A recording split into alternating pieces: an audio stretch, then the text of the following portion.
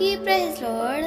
December 14 ఈరోజు దేవుని వాగ్దానము.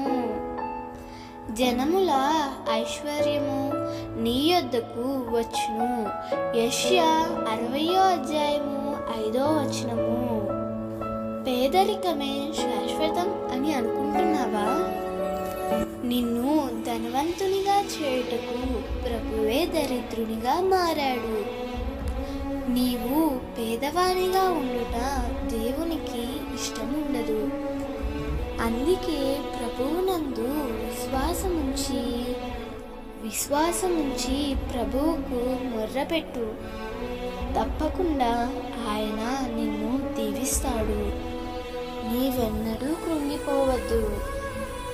విశ్వాసంతో దేవుని కొరకు కనిపెట్టు. తప్పకుండా దేవుడు నిన్ను దీవిస్తాడు. నీ కొరతలన్నిటి నుండి విడిపిస్తాడు.